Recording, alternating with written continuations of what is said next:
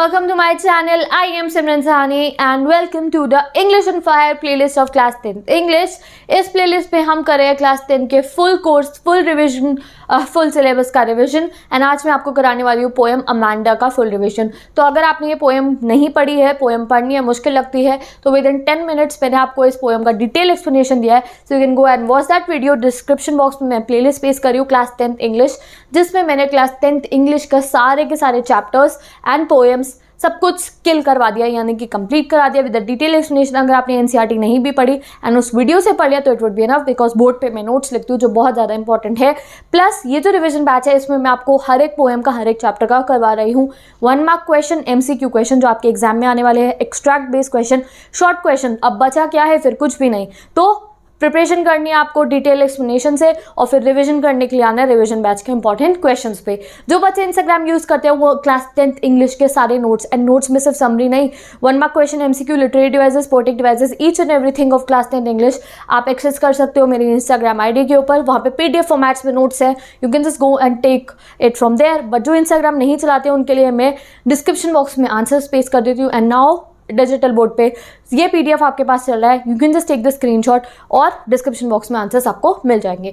So let's start, बहुत time waste हो गया है। तो आज हम करेंगे अमांडा के, सबसे पहले करते हैं MCQ क्वेश्चन।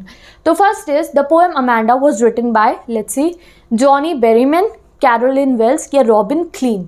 तो रॉबिन क्लाइन ने लिखी थी अमांडा। अब की बार गाइस याद रखना, बहुत सारी पोएम्स है, बहुत कंफ्यूजन हो सकता है, तो इसलिए बहुत अच्छे से एक लिस्ट ऑफ फॉर्मूलाज जैसे बनाते हैं, list of poet and poetess and writers बना लो। एंड एक दिन मैं आपको इसका टेस्ट भी ले लूँगी, ठीक है। नेक्स्ट देखते हैं हम, अमांडा लाइक्स हर, अमांडा को अपने क्या पसंद थे, नेल्स, हेयर्स और हर डॉल। तो अमांडा को अपने बाल यानी कि अपने हेयर्स पसंद थे, ठीक है। Next, the sole inhabitant in the emerald sea, कौन है एमरल्ड सी का sole inhabitant, a shark, a mermaid और एन ऑक्टोपस। तो अ मर्मेड रहती है एमरल्ड सी के अंदर। अगर कोई बच्चे ने अमांडा पोएम नहीं पढ़ी हो तो जल्दी से जाके पढ़ लो, क्योंकि पोएम डिफिकल्ट है बट मैंने बहुत ईजिली एक्सप्लेन कर दी है। नेक्स्ट क्वेश्चन देखते हैं, the speaker told her to clean her. Speaker कौन है यहाँ पे, स्पीकर अमांडा की मदर है और वो उसको क्या साफ करने के लिए बोलती है, पाम्स, सॉक्स या शूज। तो वो कहती है अमांडा क्या बैठी हुई हो तुम ख्यालों के अंदर, जाओ जाके अपने शूज पॉलिश करो। नेक्स्ट देखते हैं हम, let's see the next question, ठीक है। अब नेक्स्ट क्वेश्चन है हमारा ये रहा, Amanda likes to have, Amanda को क्या पसंद है, चॉकलेट, स्नैक्स और सॉफ्ट ड्रिंक। चॉकलेट्स, बट उसकी मम्मी उसे नहीं खाने देती है कि वो मोटी हो जाएगी। Life in a tower is, tower, Amanda कभी कभी पता क्या सोचती है कि मेरे रपुंजल जैसे बाल हो जाएं और मैं ना एक टावर में बंद हो जाऊँ, जैसे रपुंजल अपने टावर में बंद रहती थी ना, बड़ा सा टावर था, टैंगल देखी है, लड़कियों ने तो देखी ही होगी, लड़कों ने भी देखी होगी। ये टावर की सबसे ऊंची वाली जगह पे हमारी रपुंजल लेती थी, वहाँ से नीचे वो अपने बाल फेंकती थी और उतर के नीचे आ जाती थी। तो हमारी अमांडा पोएम में ये कहती है कि अगर मैं रपुंजल होंगी तो मैं चाहती हूँ मुझे वो उस टावर में कोई अकेले बंद कर दे और मैं कभी भी अपने मैजिकल हेयर्स नीचे नहीं करूँगी किसी को ऊपर बुलाने के लिए। सो यहाँ पे आप उस बच्चे के मन की फीलिंग देखो, दैट उसे अकेले रहना इतना अच्छा लगने लगा था, बिकॉज वो अपनी मम्मी की जो वो बार बार आके उसे नैक करती रहती थी, वो परेशान हो चुकी थी उस चीज़ों से, वो जो टोक टकाई उसके साथ रोज होती थी उससे वो इतना परेशान हो चुकी, कहती थी मेरे को एक टावर में बंद कर दो, मुझसे तो बाहर ही नहीं आना है, ठीक है। तो life in a tower is like a hell, tranquil and rare, तो या फिर ट्रैंक्विल, तो ट्रैंक्विल एंड रेयर, तो विद पीसफुल फॉर्मेट सा लग रहा था उसको ये क्या, टावर में रहना। तो यहाँ पे आपके MCQ questions are completed.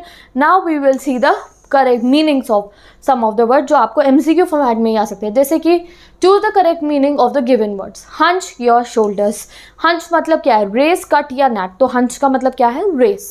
Next, dash is a languid emerald, languid, अब ये बुक में पोएम के बीच के वर्ड है, ये मैं आपको इसलिए करवा रही हूँ कि MCQ में ये आपको आ सकते हैं।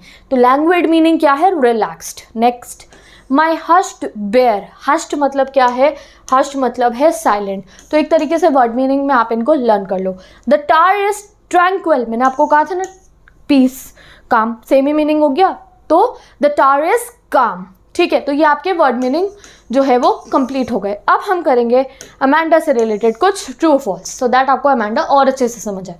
Amanda is a boy, no, false. Amanda is a girl. Amanda likes to bite her fingers, false. The sole inhabitant in the emerald sea is an octopus, तुम कहोगे नहीं दीदी मर्मेड है। The speaker has asked Amanda to make her room orderly and tidy, true, उसकी mother उसे कहती है अपने जाकर रूम को साफ सुथरा करके रखो. Amanda likes to have chocolate. Yes, true. Amanda thinks herself as a Rapunzel. Yes, Amanda सोचती है कि मैं एक रेपुंजल हूँ. Amanda is asked to take bath. False, Amanda को उसकी मदर ऐसा नहीं कहती है. अब हम देखते हैं इसके कुछ very short question. These are also your MCQ question. ये MCQ में आपको हर एक फॉर्मेट में करा, कोई भी क्वेश्चन आ जाए MCQ फॉर्मेट में, you will be able to answer. तो first is who wrote the poem Amanda. तो Robin Klein wrote the poem Amanda. Who is Amanda. तो Amanda is a teenage girl. अब आपको आ जाएगा who is Amanda. Boy, teenage girl, young girl, adult girl. तो she is a teenaged girl. What does Amanda like to bite? तो Amanda likes to bite her nails. तो आपको एक MCQ में आएगा nails, fingers, hairs, anything else. तो क्या लिखना है आपको? nails. Who lives in languid emerald sea? Octopus, mermaid या फिर shark. तो we all know mermaid रहती है. Who What about her homework is asked by the speaker.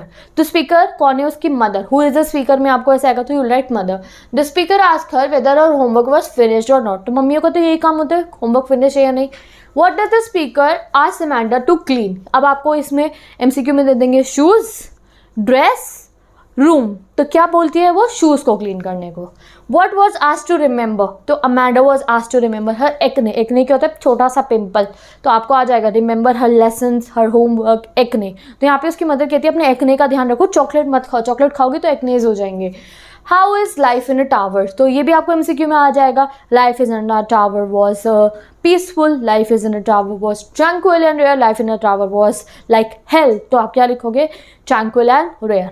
What type of a girl is Amanda as mentioned in the final stanza? तो Amanda is a moody girl. Final stanza में हमें बताया है as mentioned in the final stanza. तो moody type की लड़की है ये. Give the meaning of the following words. तो hunch मतलब रेस, ऐसे. शोल्डर, उसकी मम्मी कहती है शोल्डर ऐसे ऊपर करके चलो, ऐसे करके नहीं चलोगे. स्लाउचिंग मतलब बेंडिंग, यानी कि ऐसे करके मत लेटो, बिल्कुल स्ट्रेट होके लेटो. ड्रिफ्टिंग मतलब क्या है? मूविंग. स्लोली मतलब क्या है? ड्रिफ्टिंग मतलब क्या है? Moving slowly. रूमिंग मतलब क्या है? वॉन्डरिंग. रोमिंग पता है हमें, स्कूल में घूमते हैं, जैसे हम टीचर बोलते हैं don't room in the classroom. ठीक है. हश्ड, चुप मतलब क्या हुआ इसका? साइलेंट. और ट्रैंक्विल मतलब रिलैक्स्ड है, काम है. और नैग्ड मतलब क्या है? डिस्टर्ब. उसकी मदर उसको आगे नैग करती थी ना, जो भी काम कर रही होती थी उसको टोक टकाई करती थी, डिस्टर्ब करती थी. तो आजकल आपको समझ में जाना चाहिए. तो मम्मी ज़्यादा परेशान करे आके पढ़ लो पढ़ लो पढ़ लो, तो कहना स्टॉप नैगिंग में, और फिर तुम्हें पिटाई होगी and then you will remember the word meaning. ठीक है. अब देखते हैं इसके कुछ शॉर्ट क्वेश्चन आंसर्स. तो यहाँ पे देखते हैं who is Amanda, how old is she. Amanda was a young school going girl, she was in her teenage. Next question, what is a mermaid. So a mermaid is an imaginary creature having the body half of a woman and half as a fish which lives in the ocean. What could Amanda do if she were a mermaid? तो Amanda क्या कहती है कि अगर मैं mermaid बन जाती तो मैं आराम से ocean में ऐसे ऐसे करके घूमती रहती और मुझे कोई कुछ नहीं कहता. तो Amanda could drift blissfully in calm emerald sea if she were a mermaid. What does Amanda imagine doing as an orphan? Amanda at least ये कभी, यार कोई बच्चा ऐसे कैसे सोच सकता है कि ये भी सोच लेते कि काश मैं ऑर्फन होती. Amanda imagines roaming around the street as an orphan, patterings of dust with her silent bare feet. तो एक बार ये भी सोचते कि काश मैं एक अनाथ बच्ची होती और मैं सड़कों में मिट्टियों में खेलती और अपने पैरों से मिट्टी को ऐसे ऊपर नीचे करती और मुझे उसमें मज़ा आता. लुक, तो ये mentally you can say that she was not in a good condition, तभी वो इतनी एक्सट्रीम चीज़ें सोच रही थी. Is Amanda orphan? Why does she say so? No, Amanda isn't an orphan. She is having mother and father both. She says so because she imagines herself as an orphan and wants to live a carefree life just like orphans do. तो basically ये बच्ची परेशान थी, इसको एक carefree life चाहिए थी. Actually पुराने ज़माने में ये पोएम लिखी गई और उस ज़माने में ना सोच ऐसी होती थी कि लड़कियाँ ऐसे करके नहीं बैठेंगी, ऐसे रहेंगी. आपने कभी कोई ब्रिटिश मूवी देखी है? वहाँ पे लड़कियों को स्कूल्स में डलवा दिया जाता था. वो tight tight dresses, table manners, बिल्कुल ही अदाओं के साथ लड़कियों को रहना होता था. लाउजी मैनर्स में नहीं रह सकती थी. बट अमांडा को केयर फ्री होकर रहना था कि जो मर्जी वो करे. तो इसलिए she was, you can say that, इसलिए वो ये भी सोचती थी कि काश मैं ऑर्फन होती, जो मेरा मन करता वो मैं करती. Why does Amanda wish to be a Rapunzel. तो Amanda wishes to lead a tranquil and rare life, so in a tower like Rapunzel, and besides she has excessive like for a bright hair like Rapunzel, so she wishes to be a Rapunzel. एक तो उसे tower में रहना था, secondly उसे अपने बाल पसंद थे जो रेपुंजल जैसे थे, तो इसलिए वो चाहती थी ये वो रेपुंजल जैसी बन जाए. Do you think Amanda is sulking and is Moody. तो यस, थोड़ी सी तो है अजीब ही बच्ची, सल्किंग एंड मूडी. तो यस, आई थिंक. अब देखते हैं इसके क्या है, ये हमारे extract questions. There is a languid emerald sea where the soul inhabited is me. A mermaid drifting blissfully. Name the poem and the poet. तो पोएम कौन सी? अमांडा. पोएट कौन है? Robin Kline. बार बार मैं रिपीट करा रही हूँ जिससे कि बिना फॉर्मूला शीट के ही तुम्हें पोएम पोएट लर्न हो जाए. ठीक है. अब नेक्स्ट क्वेश्चन क्या है? What does Amanda think her self? तो अमांडा खुद को क्या सोची है? मर्मेड बन के मैं घूमूंगी समुद्र के अंदर. Next question, don't eat chocolate, Amanda. Remember your acne, Amanda. Will you please look at me, Amanda, when I'm speaking to you, Amanda. तो इसकी मम्मी उसको ऐसे बुला रही थी. तो who is the speaker here? The speaker is probably Amanda's mother. तो speaker कौन है? अमांडा की mother. Next, who is this? ये हो गया. Why is Amanda asked not to eat chocolate? तो अमांडा को चॉकलेट खाने को मना क्यों करा है? Amanda is asked not to eat chocolate because of her acne, because of the pimple. I am Rapunzel, I have not a care. Life in a tower is tranquil and rare. I will certainly never let down my bright hair. तो यहाँ पे who is I? I कौन है यहाँ पे? Amanda है. I is referred to here as Amanda. And why does the speaker want to be Rapunzel? तो Amanda wants to be Rapunzel. वो मैं आपको 3-4 बता चुकी हूँ. Excuse me. तो Amanda को क्यों रहना है रेपुंजल की तरह? बिकॉज उसे टावर में रहना है अकेला. और ये रहा आंसर. सो विद दिस हमारा फुल रिवीजन हो गया है अमांडा का. यहाँ पे देखो मैंने आपको एक्सट्रैक्ट बेस्ड क्वेश्चन करवाए हैं सो दैट आपका रिवीजन भी हो जाए, प्लस क्वेश्चंस भी मैंने ऐसे फाइनलाइज करे जिससे आपका पूरी जो पोएम है उसके एक एक क्वेश्चन का रिवीजन हो गया. So with this ending this video and even एक दिन मैं वीडियो बनाऊंगी of MCQ format question of all the poems together so that आपके पास ऑलमोस्ट 30 क्वेश्चन के अंदर सारी की सारी पोएम्स जो है वो कंप्लीट हो जाएगी. So wait for that video. वो मैं जस्ट बिफोर योर एग्जाम्स बनाऊंगी. So if you have any queries related to any chapter of class 10th English, SST and science, because मैंने अपने चैनल पे वो भी पढ़ा दिया है.